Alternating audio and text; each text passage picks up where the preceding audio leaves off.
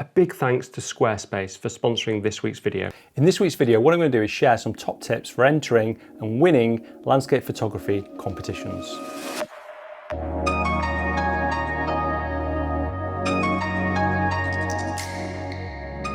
Morning everybody, fantastic to see you all again. So this week I launched the World Landscape Photographer competition for the second time. We launched it last year and raised £10,000 for UNICEF and helping children in underprivileged countries with COVID.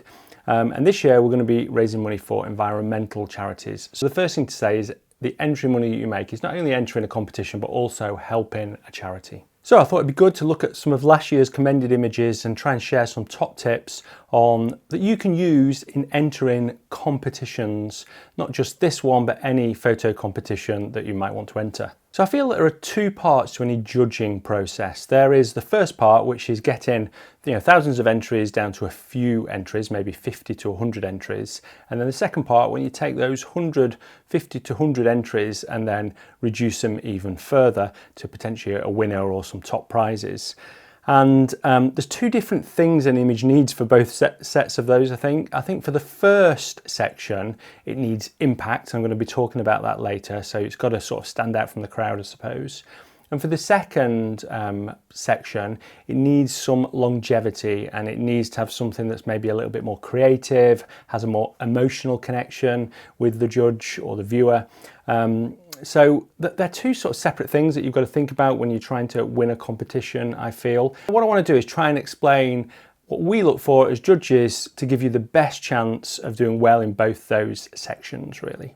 But before I do that, I want to go through the basics and some of the rules for this competition that are also probably similar to the rules for other competitions, but you should always check the rules. And then some composition tips for your photos, which I've talked about in lots of other videos, but I think I'll go over some of the basics again, and then we'll get to those two main sections towards the end of the video. And also I've got a guest, one of the judges is going to be sharing some of his thoughts as well. Okay, let's get on to the basics. Now, there's lots of basics, but I want to go over some really important ones because these are ones that we do exclude photos for quite regularly, so it's worth noting them. The first one, so obvious, making sure your horizon's straight. You'll be amazed how many people enter competitions and just don't get that right. So check your horizon. It's really easy to do with the ruler tool in Lightroom, or you can just rotate it in Photoshop. The second one is the focus where it is meant to be. So you might not have everything in focus, but the thing that's meant to be in focus needs to be tack sharp. That's really important. It's a basic thing that a judge will look for in a photo, maybe not at the very beginning when they're narrowing them down, but when they get to those final stages, they'll look to check that those things that are meant to be in focus are tack sharp. The next thing is blowing out highlights. Now, it's not absolutely crucial that all your highlights aren't blown out because you might have the sun in there, for instance, and it's impossible to not blow out that as a highlight. And there might be some graduation away from the sun, that some of it might be a little bit blown out. I think that's fine, but where you don't want blown out highlights is where there should be detail. So maybe there's a wet rock or a silver birch that's just being rained on, or some clouds that you just want to keep the detail in those clouds. Those things are important. You want to retain the details in those elements. So again, they're things that I feel that are we discount lots of entries because they haven't got those basic things right. And it's fairly simple just to check before you enter your photo. And then the last one I want to mention in these basics is distractions. So if you've got any distractions, then there's two ways that you can remove those. Now, I'm not saying that you can crop out everything in your image, and sometimes in a woodland scene, there's going to be lots of things that it's quite a chaotic scene. And you don't want to get rid of everything in there. But if there's just some little distractions, maybe you can spot those out. Maybe there's just a specular highlight on something, or just something that's distracting, then you are allowed, as part of the rules, to just clone those out. You can't clone a whole tree out of the image, but just some little distractions are okay. And then also you've got the crop tool, so make sure you use that. Just cropping out something from the left or the right can make a really big difference. Like this shot here, just by cropping in, I've just got rid of that tree on the left-hand side that was just a little bit distracting. Okay, let's get into some of the rules. Now, these rules are specific to the World Landscape Photographer competition, but a lot of them will be the same as other competitions, but you should always check because they do vary from competition to competition. The first one is make sure you know how you're going to enter your images. So what format should it be? So in this case, it's got to be JPEG. The longest edge should be no longer than 1920. The reason being we have that is that we have a lot of images. Eventually, when we shortlist the images, we ask for the raw images, and we then look at a bigger image and the actual detail of the image. So we'll ask for a bigger JPEG and a bigger raw image. The other thing is man-made objects. It's a question that's asked all the time. I must get an email every day at the moment saying, can I enter man-made objects? You can enter man-made objects, or you can have a person in your scene, but it shouldn't be the dominant part of the image, so that it shouldn't take up the whole frame, basically. But there are images like this one that was taken and actually won an award last year that does have, in this case, a windmill in the scene, so it's fine. And then the other thing is, people ask, it's landscapes, can you enter seascapes or abstracts? Well, you can enter anything that's of nature, basically. So that might be an abstract of nature, it might be a seascape, it might be a woodland image, it might be a big vista. Anything that's of nature is fine to enter into the competition. Okay, the biggest question I get is all about combining images. What can you enter from a combined image point of view, a composite, I suppose. So the rules have changed a little bit this year from last year, so I'll go through those. The first thing is, as last year, you can do focus stacking, you can do exposure stacking, you can do panos, whether they're vertical or horizontal, or multiple panos of lots of images all stacked together. But this year you can also do time blends. Now that doesn't mean a full-blown composite. You can't replace the sky from a different photo from a different location or a different day. But if you're just setting up a scene and you're trying to get a shot of the sunlight on the grasses, and then it just maybe the light just changes a little bit on the clouds and you just want to get that shot, or you've got 2 or 3 shots over 10 minutes and the clouds are a little bit on one and you want to incorporate it in the other, then you are allowed to do that now in this year's competition. The other thing is the deadline for the competition is the 31st of May. You can enter the competition anytime and then upload your photos later up until the 31st of May. So don't delay, you can enter now, you'll get a link, and then you can use that link whenever you want to upload your 5 images. And to say that, it's £10 for 5 images. If you want to upload more than 5 images, you can play multiple amounts of £10, which again is slightly different than last year. Okay, I want to go into the tips now. So we're going to go on to look at some composition and some of the images from last year's commended photos. So the first thing I'm going to talk about is colour and how important colour is in an image.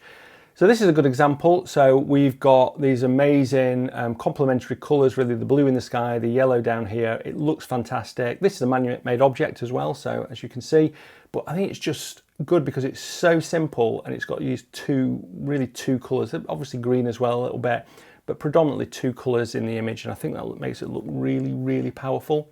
I think this shot is really good because if it didn't have this purple in, I just think it would be an average shot, but by having this section at the bottom here, and some of these purples are reflected in some of the tones in the sky, I think that's using colour in a really clever way, and the purple and green, again, complementary colours, they look fantastic. So think about that, think about the colour wheel. I've done a video on colour in composition, so maybe go and take a look at it, I'll link it here. This is another great use of colour. So you've got all the colour of the blue ice, and then you've got this lone leaf just embedded within the ice, and that orange and blue combination just looks so good. One thing I'd say about that one is it's got good shapes as well. And talking about shapes, that's the next thing that's really important, I think, in composition when you're thinking about it. So this is an abstract shot from Rene, and a fantastic image. It really is a strong image, and it's just all about shapes, really. There's lots of triangles in there, but there's this natural sort of progression of these curves as well that go through the image, and it's just such clever use of shapes and textures as well within an image. So the next thing is lighting and how you might use lighting in your scene. And I want to show some of my photos just to demonstrate how flat lighting is probably not the best type of lighting. Now, you can get good shots with flat lighting, but if you can have more dramatic lighting, it can add something that's got impact, which is obviously important in any photo in a competition. So this is a flat lighting, it's a blue sky day of this barn. I took this about 15 years ago, I think. And I felt at the time this was really good, but since then, I feel like I've improved my photography a little bit, and I feel like the shots I've taken of this barn now are better. And I sort of went back to have a look at them, and what was really interesting was that they were all better because of the lighting, I think. So this is an example. I've got this side lighting here that's just creating a lot more interest, and it's lighting up the clouds. It's low, so it's really warm, and it's creating more textures and everything. You know, this is actually quite flat lighting, but there's a little bit of something in the sky there. It's not just bland blue sky, so it just looks really, really interesting. And then this one, again, it's that dominant lighting, but I haven't got the sun in, but it's really strong lighting coming from probably over just my shoulder and just illuminating the hut here. They're a good example of shots that show dramatic lighting, and I think that's important if you're going to have something with impact. So I just want to show some of the commended images that had dramatic lighting. This was one from Simon, and you know, just picking out things in the landscape is a good way of using lighting, where he's just picked out this tree which looks absolutely amazing. This is another one from Andres, who has used lighting really well. I mean, this is a pretty spectacular shot anyway of this snow-capped mountain here. I don't know where it is, so I'm not going to guess, but it just looks so stunning. The sky's stunning, the positioning of the mountain is stunning, but it's the lighting that makes it, and this lighting on these grasses just elevates this to the next level. Okay, the next thing is rules. People often get carried away with rules in composition, and although rules can be important and it's good to know them, it's also good to break them. This is obviously using the rule of thirds. It's perfect. It did get in the top 50, but it isn't because it is using the rule of thirds that it got in the top 50. It's because it's just so different. You know, this tree's just stood alone here amongst these perfect snow peaks, which just looks absolutely amazing. I just want to go and jump in them. It just looks so, so good.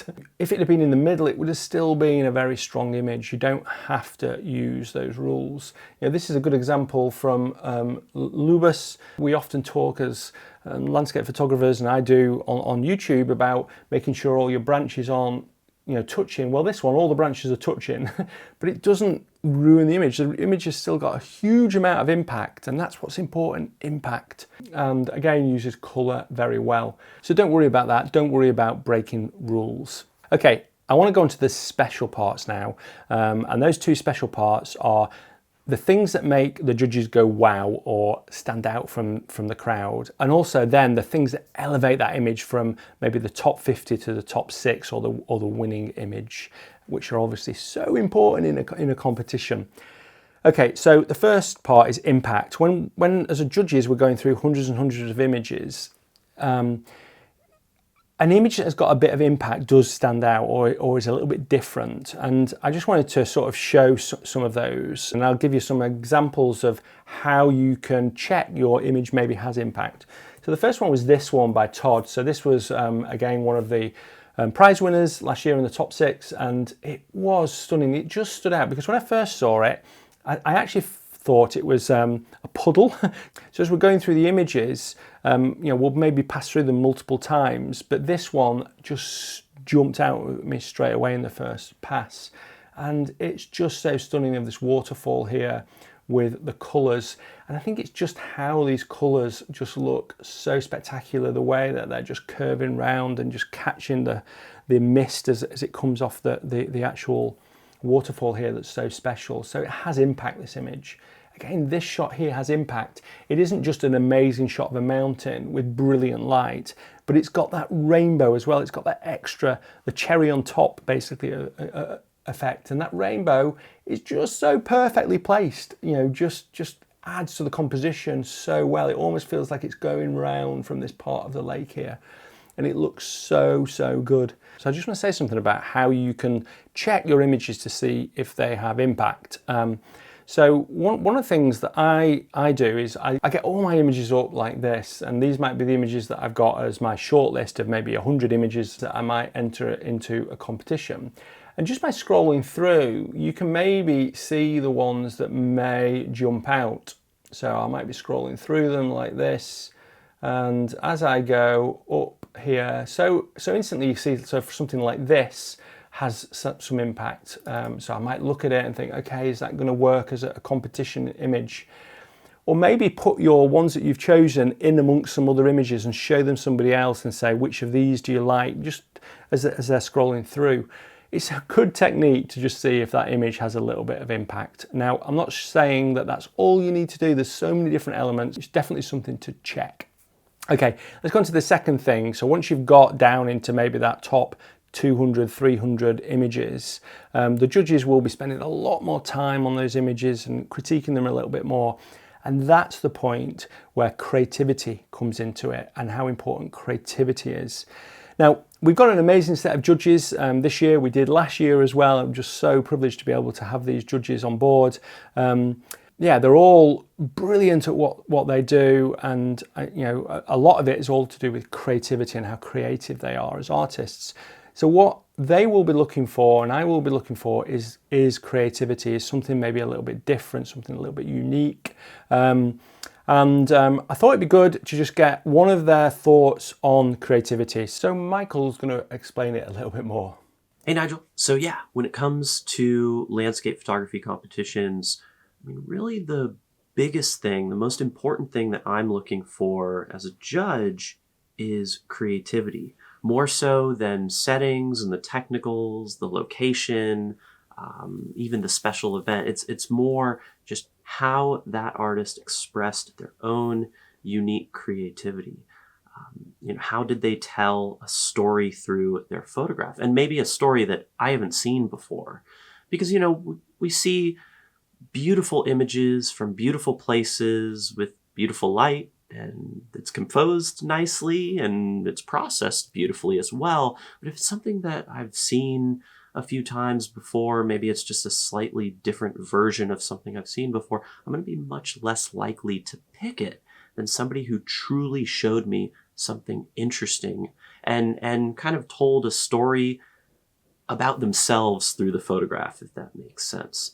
So that's what I'm looking for when it comes to photography. So I'd highly encourage you, just get out of your comfort zone, play around, be creative. It doesn't have to be anywhere crazy, epic, or dramatic. It just has to be something that tells a story about you as an artist. And I think that sometimes going that route ends up creating a lot more interesting images than just the, you know, here's the vista that we've seen quite a few times before with some very nice light processed well. Don't get me wrong, those are great photographs, but it's not usually enough to win a competition. So yeah, just consider that moving forward. Yeah, so I think Michael's got some really good points there, and it can be often difficult to understand what trying to tell a story is or be creative is when you're getting started in photography. But I think just be true to yourself really, and don't try and follow too many other trends. I mean, it's good to see what other people are doing, but you know, if you've just got an idea, just try it. It might just produce something really special. So I just wanted to show you this shot here by Sergey, and I think this is a good example of a little bit of creativity really. You know, it's a shot through some clouds that are, you know, just sort of breaking through to see this mountain in the background and the star field, which just looks so stunning. And then the other thing is emotion and pulling emotion out. And you know, this was a photo that did really well and got one of the awards from Jason. And I felt this just really conveyed some emotion to the viewer. You know, it's a peaceful scene, but it's done so beautifully. You know, it does have that reminiscence of Monet, so you know he has sort of brought on his influence of probably some artists. So I think you probably know a little bit about Jason's art by looking at this, and I think that's really nice. And then this one as well, I think just by using colour created a bit of emotion as well, because it had this lush green and this sort of pastel-y sunset in the background. It wasn't just a waterfall; it had some other elements in. And Alex had just created something really special here, and you know, this just made me feel really calm when I looked at it. I really enjoyed looking at this image. And on that, I just wanted to speak a little bit about beginners entering the competition, because I've had a few messages saying, is it any point doing it if I'm a beginner? And I can understand that. You know, you think there's all these amazing photos, but often I find that beginners produce something that's just a bit different because they're not so focused on or been doing something for so long and gone down a sort of a rabbit hole, really. So I definitely think you should enter as a beginner. If you don't enter, you've got no chance. And the other thing that I'll be doing is I'll be picking out about 20 photos that didn't make it, so didn't get commended. And I'll be going through those photos, and that's going to be random. So, you might be one of those photos that gets in a video that I'll be doing after the competition's finished in the summer. So that's a good example. And I also want to show you a photo here from Carl. He just started in landscape photography when he sent this. This is an amazing shot and just proves you can produce something that's really, really stunning. Okay, the final element I want to talk about is that long-lasting appeal. And this is what discerns, I think, they're really exceptional images, those ones that win the prizes from the rest. So I just wanted to show you this shot here of Neil's. He won the competition last year, and I did do a big piece about why I thought it won, so I'm not going to repeat that. I'll link it here. But it was the long-lasting appeal of this image that I felt, as well as all the other amazing things about it, but really stood it out as something really special. Neil's actually one of the judges now in this year's competition, so I think he's going to bring something quite special to that judging panel. Please enter the competition. The link's in the description below. I really look forward to seeing everybody's entries. Hopefully we can raise as much, if not more, than we did last year for environmental charities, and I think that's a good cause because it's something that as landscape photographers we're super passionate about. And don't forget, there's 50 commended images as well, so you do have a chance of getting something as well as those images that I review in my video. I just wanted to say thanks to this week's sponsor, which is Squarespace, just because they have provided free of charge the website that allows me to do all this for World Landscape Photographer. So thanks so much, Squarespace, for doing that. I really do appreciate it. It's, as well as all the other amazing prizes, having a website to actually host it is so important. And if you want to build your own website or set up a domain, then make sure you head over to squarespace.com, and you can get 10% off if you use the offer code Nigel or go to /Nigel. Okay, thanks ever so much for watching this week. I hope you've enjoyed it, and until next Sunday, bye.